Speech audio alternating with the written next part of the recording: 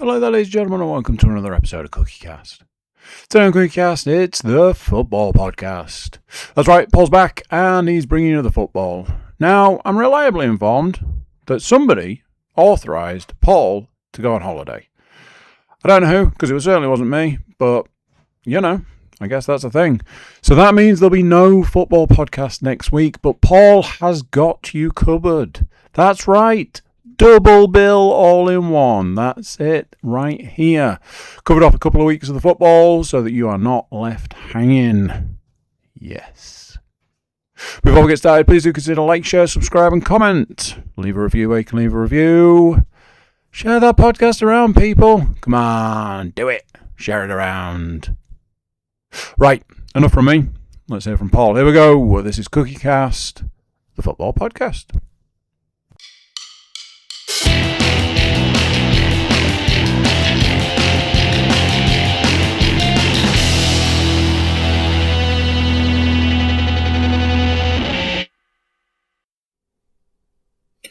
Welcome back, ladies and gentlemen, and welcome to your Week 3 roundup and Week 4 look ahead here on the CookieCast Podcast Network's football show, mainly focusing on Hartlepool United and Middlesbrough, of course. So let's waste no further time and we'll dive straight in to Week 3's games, and of course the first of which saw Sutton United taking on Hartlepool United in the National League. For some strange reason, all games in the National League this particular Saturday were moved to a 12:30 kickoff. I'm sure they explain why, but I haven't looked into the reason. But strange. This one was another instance of two teams coming into this with a 100% record. Both teams have won the first two games of the season. So one of them was looking to continue it, or obviously a draw would have ended both of those winning runs, and it was Sutton that started the better of the two teams. Same as the Aldershot game, really, for Pools. A couple of chances, nothing really too clear cut in the way of having to make the keeper make a save or anything like that. A couple of shots flash wide, like dribbly ones back to the goalkeeper that were easy to save. Speaking of the goalkeeper, actually, Pools having to make a change in goal for this game. Max Merrick injured, so unable to take part in this one. I think they said on the website that he got an injury in the Aldershot game, and was because the game took place in London. They actually sent him back to Chelsea for assessment and for treatment and whatnot. So I believe he's back with Pools now, and they'll check him to see if he's available to come back in for the next game. But it was Nathan Fisher coming in for his debut for Pools, and unfortunately for him, he was picking the ball out of his net in the 20th minute. A long ball upfield. It was a free kick that was just clipped long. It kind of drifted over everybody, really, and it fell to Rhys McNally to deal with. He needed to. It looked like he was in communication with Fisher he looked like he was expecting Fisher to come and claim it. McNally was McNally was expecting Fisher to come and claim it. Fisher was expecting McNally to deal with it. Either way, neither of them did either. And it was Temi Babalola who profited from the error from the Pools' perspective. He nipped in, muscled McNally off the ball, and poked home past the oncoming Fisher to make it 1-0 to Sutton United. Unfortunately for Pools, they didn't take heed of the warning that they needed to sharpen up and get better defensively, as they were 2-0 down just 7 minutes later. This one, another one that was equally preventable. It was a long throw from the left-hand side, completely unmarked in the box. Emmanuel Ozadibe was able to rise highest and head home from just inside the box. So, 27 minutes gone. Pools 2-0 down to a team who also hadn't lost yet this season. It could have been worse a few moments later as Ogbonna flashed the ball just wide from just outside of the box. But it was then Pools who actually got themselves back into the contest in the 34th minute. A long ball upfield from Cameron John after a ball out from the goalkeeper. In a very similar vein to the opener for Pools, two defenders converged on the ball, kind of left it to each other. They came together. Neither one of them dealt with the ball, and Corey McEwen was on hand to pick up the ball on the left-hand side, drive, get into the box, and then passed his shot past the goalkeeper, despite the attempts of a block on the line by the covering defender from a Sutton perspective. So 2-1 Pools towards half-time. So 2-1 Sutton going into half-time. Into the second half, not a great deal more chances for the remainder of the game. Sutton had a chance to make it 3-1. Their header from the edge of the box was planted straight over the bar. And then up the other end, Will Harris had a chance to get the equaliser for Hartlepool. But unfortunately, when he was just making his way into the box, his effort was shot straight at the goalkeeper, who was able to push it away safely to keep the scores at 2-1. And despite the keeper coming up in the last minute of injury time to try and cause some havoc in the Sutton United box, they stood firm and got the 2-1 win to maintain their 100% start to the season. So yes, very disappointing for Pools in the fact that they dropped points for the first time this season. Sutton and Southend remain the only unbeaten sides with a 100% record. Pools stay 5th, however, and they're only 3 points off the top, so it's still way too early to be looking at the table. But disappointing that Pools have suffered their first defeat of the season. Predictions-wise, what had we said? I'd gone for a 2-2 draw, so I was obviously very unhappy with Mr. Harris for firing a shot straight down the keeper's throat. I didn't have any of the 3 goal scorers, Babalola, Ozadibi and McEwen. I had Francis, Falarin, Popov and Ilunga. So sadly, no points for me there. Our second game of the day was a 3 o'clock kickoff and took us to Ewood Park, where Blackburn Rovers were taking on my team, the Borough. Obviously my team, it's only me on here. As you can see, there's no one else. It's just me, sat in my room, doing this chat. It was actually Blackburn who started this game better of the two. They had the opening chance of the game. Long pass from the right-hand side, found the feet of Johnson. He saw there was a player on the overlap on the right-hand side, just on the right-hand side of the box. Played the ball into their path. I believe it was the right back, whose name is escaping me at the moment. It was Alabiosu. I believe he was the guy who was around on the overlap. Took a touch, and his effort across goal drew a nice smart save from VTech in the Borough goal. And obviously this woke Borough up as they took the lead 12 minutes into the game. Alderson Malander picking the ball up in the centre-back spot as he normally does. A little run, lovely little pass into the edge of the box, into Will Lankshire's feet. There was a very, very sort of fast portion of play just then between Lankshire, Miles Peart-Harris and Morgan Whittaker. Like little slick one-touch pass and move bit of play. The ball finally settling at the feet of Whittaker, who spotted that Sarmiento had made a run just off the left-hand side of the box. He put a little ball inside that channel for Sarmiento to come onto, and he smashed first time low across the Blackburn keeper Tot into the bottom right-hand corner to get his first goal in Middlesbrough colours and make it 1-0 to the Borough. Blackburn could have had an equaliser a couple of moments later.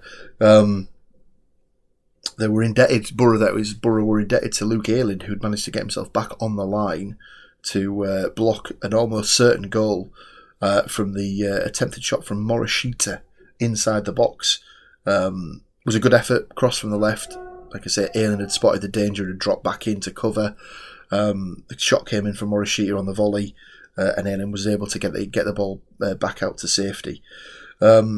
Just before the break, Blackburn had another effort that was that took another smart save from Vitek to keep it at 1-0. But it wouldn't stay at 1-0 for long, sadly, from a Middlesbrough perspective.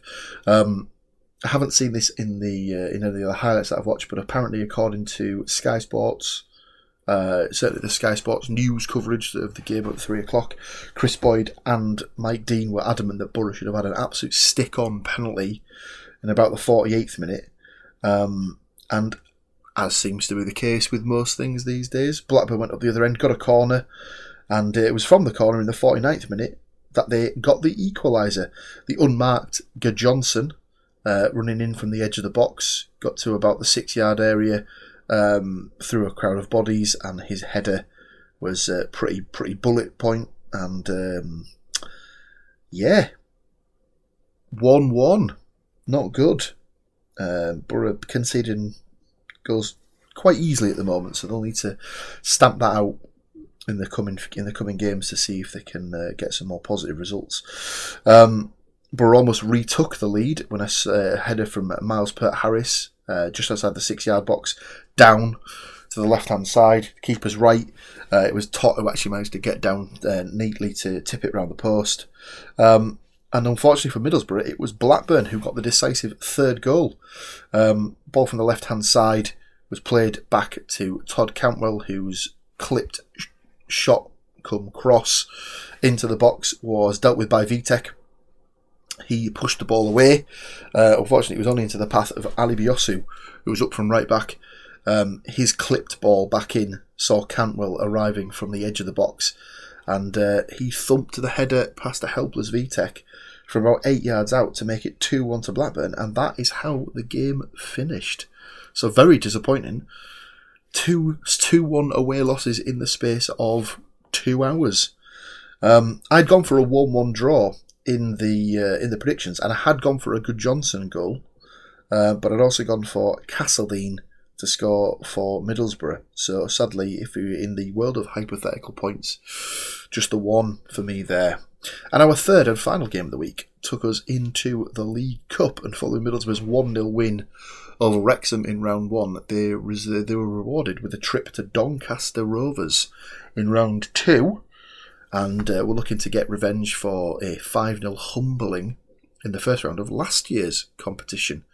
But, as seems to be the case in most of the Borough games this season, Borough were a bit lax and standoffish, and almost fell behind in the first half of the game. It was a mistake, bit of loose play on the ball from Luke Ayling. His ball was picked up by Hutchinson, a little 1-2 with another member of the Doncaster team, got him to the edge of the box. His shot was low to Saul Bryn's right, or the left as we were watching it on the TV. Bryn got down smartly to push it away. The Doncaster left back, or the player on the left hand side, was quick as a flash onto the rebound. His lofted ball up to the back stick kind of missed everybody, and Borough were able to smuggle it away to safety. Alfie May was the next one up to test the Middlesbrough goal, but Saul Bryn stood firm. Got a save down to his left hand side to keep it at 0-0. Then Borough started to grow into the game more. They were finding the little passages of possession. They were finding the spaces, finding the balls in behind for the players to spin into and take up the space and get the Hellberg, the hell ball in full effect. And it was Morgan Whittaker who was the first person to sting the palms of the Doncaster keeper. He was working his way over from the right hand side, working into the middle of the goal, just outside the box, got himself a bit of room. His shot low to the keeper's left was saved, parried around. It's not parried around the post, sorry, it was parried back into play, where eventually the ball fell to Kyle Joseph. He fed the ball back to Max Arfston, playing on the right-hand side, it seemed. in this game, and a little bit of a tactical switch up. His first time shot with his right foot, not the best to write up about. Almost went out for a throw. Not ideal. The next chance fell to Seb Berhalter. It was Whittaker on the right hand side. He'd love a little sort of reverse ball pass he'd made.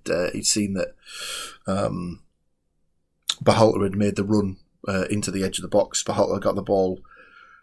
Could have taken the effort first time, but switched it back onto his left foot, and there his effort was straight into the chest of the Doncaster goalkeeper, sadly. So probably should have done better. Maybe could have taken it first time, but it was a tame effort on his left hand side that the keeper was able to save smartly. But all the pressure eventually did tell for the Borough, and they took the lead in the 34th minute. And it was Sarmiento who was the creator-in-chief over on the right hand side. He had the ball at his feet and was trying to step over and work his way past the Doncaster defender. He did manage to get past him, looked up, spotted that Kyle Joseph had peeled off to the penalty spot, stood the ball up, and Joseph, it'll go down as an overhead kick, but I don't know if it was more that he was leaning back and trying to get the shot off in one go, but sort of collapsed to the ground arse first, but managed to get the ball into the back of the net for his first goal in Middlesbrough colours. I believe the commentary described it as an absolute wonder strike. I think that might be putting it a little bit too... they might be glazing that one a little bit too much, as I believe the kids are saying these days. Up the other end... that was the end of the first half. Into the second half, and it was the manager's son for Doncaster, McCann, who was doing most of the run in the second half. He latched onto a bit of a loose back pass, raced through, but kind of snatched at his shot, blazed it high and wide to the right hand side. Bryn didn't really have a save to make there. There was a free kick that was clipped into the box. Missed all the heads, made its way through to a Doncaster defender that was up from the back. His shot kind of mishit it, but it just one of those ones that dribbles kind of across the goal, safely went wide to keep the scores at 1-0 Borough. But it was Borough that made the game safe in the 78th minute. On as a substitute, Will Lancashire peeled off it into the box. There was a couple of 1-2s made on the right-hand side of the box, I believe between Sarmiento and Pert Harris. Whittaker was then the recipient of the ball. He tried to drive into the box and then lay it off, but I think one of the Doncaster defenders managed to get a touch on the ball. All it did was basically spoon the ball into the path of Lancashire, who was on around the edge of the 6-yard box. He couldn't really miss, to be honest with you. Just poked home from the middle of the box, 8 yards out, making it 2-0 to the Borough, and it was game over as a contest on the 87th minute. Another guy coming on to make his debut, Ashley Phillips, the centre-half that signed from Spurs. He got the ball at the back, spotted that Sarmiento was about to make his run, so clipped a nice long ball over the top. Sarmiento onto it, just about got there ahead of the goalkeeper, right on the edge of the box, little side foot chip over the onrushing keeper, dropped into the net in front of the Borough fans to rapturous applause. So that's 2 in 2 games now for Sarmiento after his struggling spell at the end of last season. So hopefully a bit of pre-season has done in the world of good, and we're going to see the true Jeremy Sarmiento for this season. Donny did manage to get a consolation goal in the second minute of injury time. Similar to the third for Borough, it was just a long ball sort of punted through the middle of the park. Bit lax by Phillips and the other defenders for Borough. They didn't really deal with the ball, which allowed Hutchinson to nip in, take a touch, carry it into the box, and just finish low to the left of Sol Bryn to make it 3-1. And that is where the final whistle blew, ladies and gentlemen. So what do we have as a prediction for this? Let me just double check. So it finished 1-3. I predicted Doncaster 1, Middlesbrough 3. Huh. Isn't that strange? I did say that Borough needed to get a mark of revenge for the pummeling that they took in the Cup last season, and so they did. I didn't have a Hutchinson goal for Doncaster. I went for May, But I did have Joseph to get off the mark for the Borough, so I'll take a point for that. Obviously, there is no points because, again, it's just me. It's on my own, talking about football. How very sad. How very sad. I had also gone for Cartwright and eBay to get goals, as I thought they might come in and play this one as a sort of fringe first team players from the youth team. Sadly, they got nowhere near the game, so they were never going to score. Lancashire and Samiano were the other 2 goals. So that's week 3, done and dusted. A little bit of mainly negative with the Pools and Borough league losses, but obviously Middlesbrough then got the positive result in the Cup. They will go into round 3 where they will play Crystal Palace. We'll discuss that one later on, as it is one of the predictions that I do have to go through in the second part of the show. But we'll get to predictions very, very shortly. But there is just one piece of transfer news to bring in. It's from a Middlesbrough perspective. And it's right back, or I suppose you could just class him as a fullback because he can cover on both sides. Sam Byram has joined the club following his departure from Leeds United at the end of last season. This is all according to the Middlesbrough website. The 32-year-old fullback brings a wealth of experience to the Riverside, having made more than 300 appearances in the Sky Bet Championship and the Premier League. So Byram came through at Leeds, but from what I understand, the bit of digging that I have done about him, he is a York boy. I believe he moved to York when he was younger. Moved to Haxby, I believe, and then sort of worked his way through. Got picked up by the Leeds Academy. Got a move to West Ham. Played some games at Norwich. Then obviously worked his way back to Leeds. And then got promoted with Leeds 2 seasons ago when they went up. But chances a bit lacking, so to speak. His best days are certainly behind him, but a very, very solid Championship level player. So he'll bring in cover. He'll be able to play either at right back or left back if Callum Britton or Max Arfston or Neto Borges is unable to play. So I would say certainly a positive from a squad depth perspective. He won't be expecting to start week in, week out, but he will certainly bring decent cover to the full-back spots. So yes, all in all, a positive pickup from Borough. So that brings us to the prediction portion of the week's podcast. Now, quick bit of housekeeping. This will be predictions for both week 4 and week 5, as I'm not here next week. I'm taking a sabbatical, as it were. I'm going away for a week. So unfortunately I won't have my recording stuff with me, so I will do predictions for week 4 and week 5 in one block, and when we come back in 2 weeks' time, we'll rattle through all the games rather than give the full breakdown of the games, as we'll be here for 2 hours.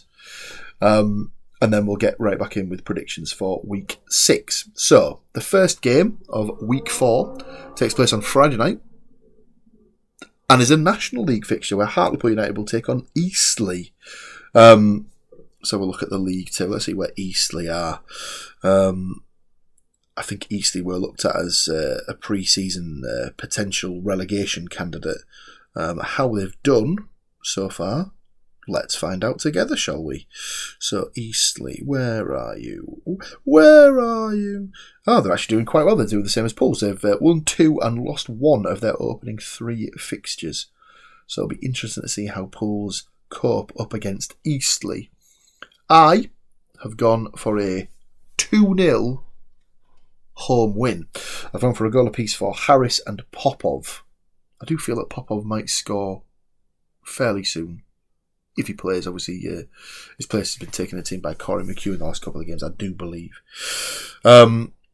Next up, second game of the week. And it's the Williams Household Derby, as it's Middlesbrough taking on West Bromwich Albion.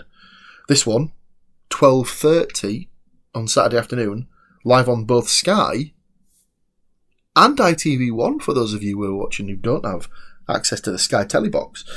Borough Commentis obviously having lost at the weekend against Blackburn. West Brom come into it 2 from 2, having beaten Burnley on the Sunday in what was a bit of a shock surprise result to some, but West Brom have been playing well at the moment, so very, very nice. And West Brom's most recent result is a 3-2 loss in the Carabao Cup to Newcastle United, which they took the lead, managed to bring it back, but then unfortunately they did concede a 85th minute winner to Newcastle.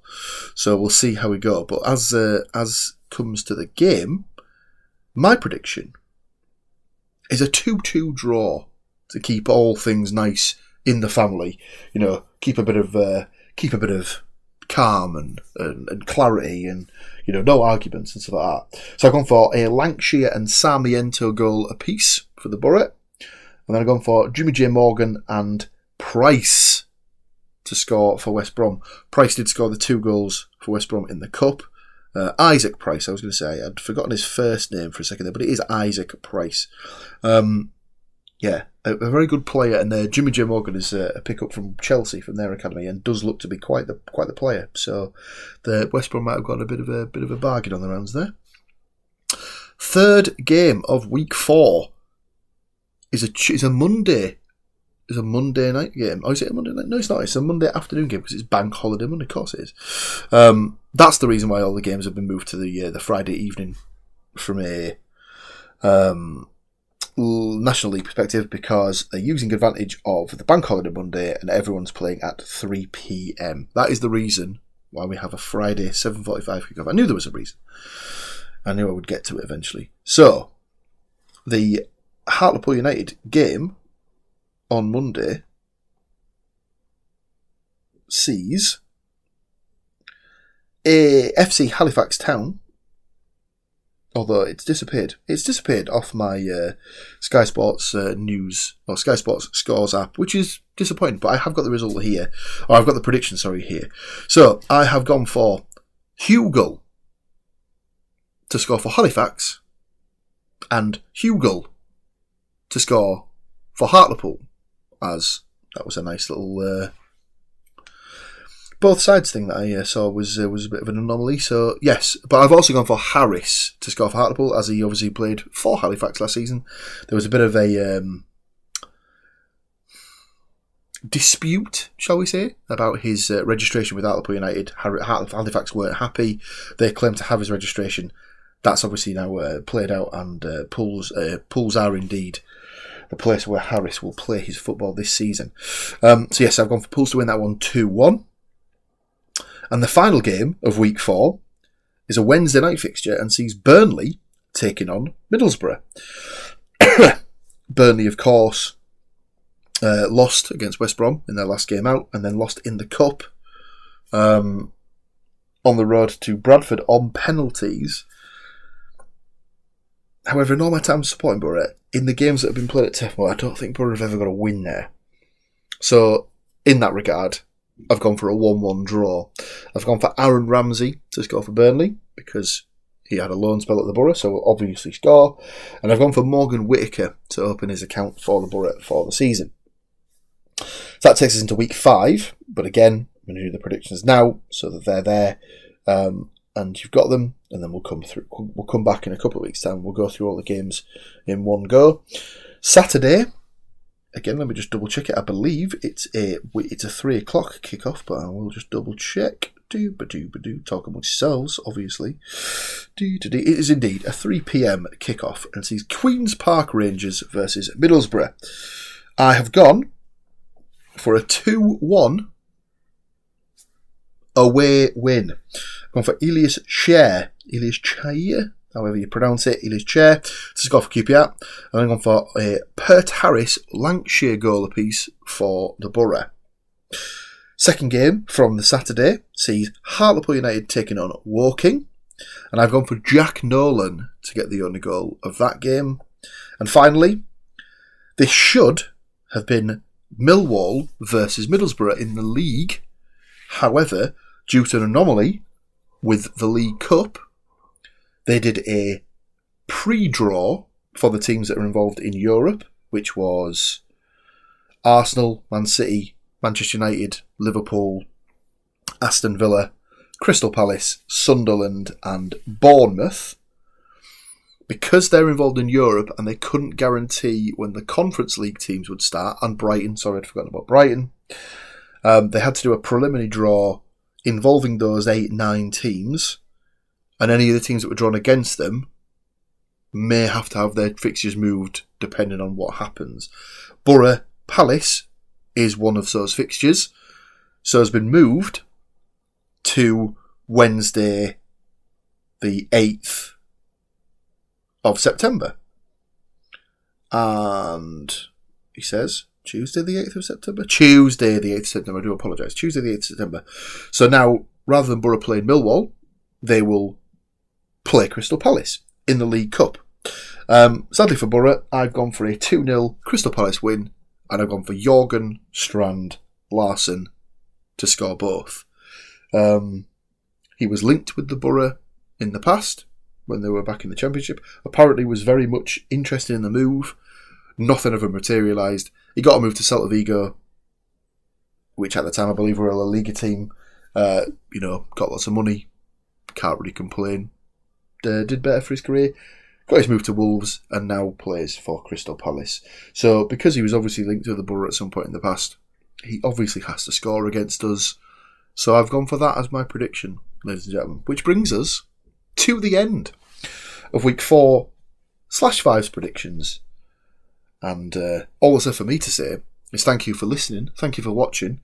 Obviously, if you're new around here, this is your first time watching, I'm very, very happy that you've done so. Tell your friends. If you've got Middlesbrough or Hartlepool United supporting friends, tell them. There's this guy who just rambles on for 20 to 30 minutes each week about the games involving Pools and Borough. You might like it. You might think he's a bit of a tit. Tell him so. Put it in the comments. A bit of a tit. Just stop talking. But until then, I will keep talking, and I'll keep bringing you predictions, and I'll keep going through the games. It's not just football. We've got an American football podcast making its return alongside the American football season within the next couple of weeks. That'll be with myself and Mr. Cook. The Formula One podcast, the Straight to the Apex podcast, is in full flow, as is the Formula One season. The wrestling podcast will be back before you know it. We're covering the next podcast, the next premium live event from the WWE. And Mr. Cook, his Darkest Timeline podcast comes to you every week, where he just gets things off his chest for a prolonged period of time. So there's plenty there. There's all the back catalogue stuff to be going at as well. Plenty here on the network for you to sink your teeth into. But that's it from me. I won't see you next week, as like I say. I'm away. But I will be back in 2 weeks' time. And until then, I will love you and leave you. And it's tatty bye from me. So there you go, what do you think to that? Another one done, another one gone. Big thanks to Paul for bringing you the football. Big thanks to you guys for being here, for listening, for watching, for clicking all those buttons. Speaking of clicking buttons, if you haven't, please do consider like, share, subscribe and comment. Leave a review where you can leave a review. Check out the website, thecookiecast.com. There we have social media links and an email button, and that way you can get in touch with us. Well, there we go. A double football podcast, all rolled up into one, just for you. Join us next time when there'll be more football. But until then, I'm going to say bye, and I'll see you then. Thank you for listening to these grumpy old men talk about football. If you've enjoyed this episode, please like, share and subscribe.